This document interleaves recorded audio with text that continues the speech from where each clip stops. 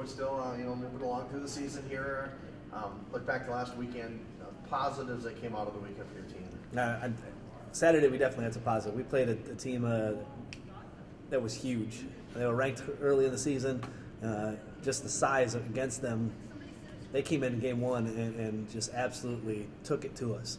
They came in with a different speed, a different pace. They ran some different things that a lot of the other teams in our league don't run. A one-footed slide in the middle of the court. Did some things that, again, we haven't seen yet this season. And that's probably why they were ranked so early in the season. They were like 25th in the nation at the beginning of the year. It was different watching Mankato, and the pace and the tempo that they bring was just a different point. And all of their kids, size-wise, were way bigger than we are. Haley Swain's the only one size-wise that matched up with them. At every other position, they were bigger than us. So we made some changes. We went into game two, and we went back to the two-setter offense that we ran earlier in the year so we could try to match up with their size. Game two, and we had a couple of points that we struggled through, but in game three and game four, we responded. It was great to see us take something that we haven't done in a couple of weeks. We still practice it, so we still go back to it a little bit off and on, saying, hey, if we need to. But to have the kids on the bench be able to say, hey, we're going to go and do this, and we're going to make those adjustments was great to see. Jeannie Brenner got to play for the first time in a couple of weeks, and she came out on fire. She said, okay, I'm going to prove that I belong here. I'm going to prove that this is a place where I'm supposed to be, and I'm going to be out there. And she took the opportunity and ran with it and played great on Saturday. Last time we spoke, you said fear was a pretty big part of your team. That goes both ways. Your team plays their best when they play without it, and then they also struggle sometimes when they get a little bit scared or something like that. Has that kind of been the case in these last couple of games too, that you've seen flashes of both cases, them just Absolutely. Absolutely. On Friday, we played scared. I know we were playing Concordia, who has won 7 national titles, and we came out there. We played a little scared of their size, a little scared of the other parts in it. And then on Saturday, when we played without that fear, we were successful.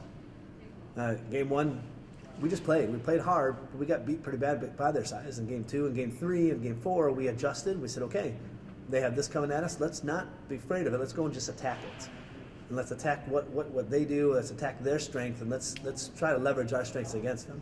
So on Saturday, I thought we did a good job of playing without that fear, going out and just being aggressive and laying it out on the line. And it took a team that, again, was ranked early in the season, a team that's sitting in 8th place in the conference, and really took it to them and proved that, again, we belong out there. Now we just got to learn how to sustain that to be able to push through it. I know you got like a really, really young team this year, Coach, but I mean, with the final results, are the girls able to not feel discouraged? They see the big picture well enough despite your record?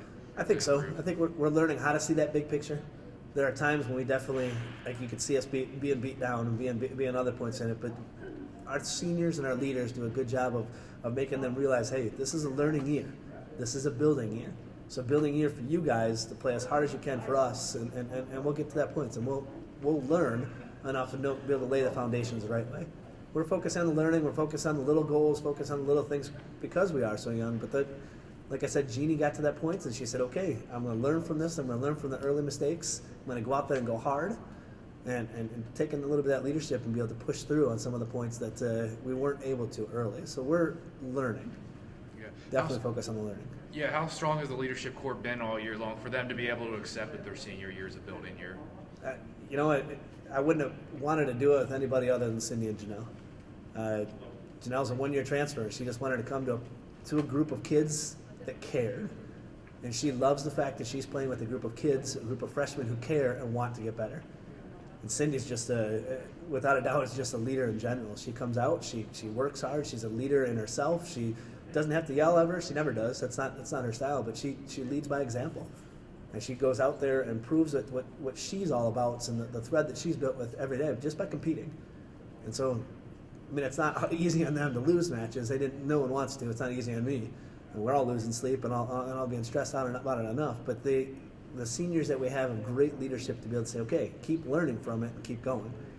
We've got 6 left, and we're still going to go into this Friday against Upper Iowa and attack it with the same vigor and the same energy and the same passion that we attacked that first game of the year. How about both your opponents this weekend? Can you talk a little about them? What do you know about them? Well, Upper Iowa runs a 6-2 offense, so they've always got 3 hitters running the front row, and they lead a very balanced attack. So they've got 4 hitters that are constantly hitting. 2 of them that are a little bit lower, as on their middles, but all 4 of their pin hitters are a constant threat. So today and tomorrow we'll focus on making sure that I'm playing defense around those pin hitters and pass and serve. Winona is very different.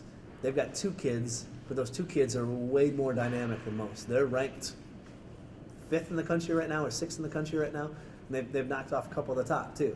So for us to prepare back and forth, luckily their super dynamic kids are on the pin, so it'll help us. We can at least prepare against a pin defense. But the Upper Iowa kids are strong on a solid attack and don't make a whole lot of mistakes. And Winona's the opposite. They can come up and throw that demoralizing, just beating attack, and you're like, holy crap, where'd that come from? And so a little bit different, but very similar in the fact that they're pin heavy.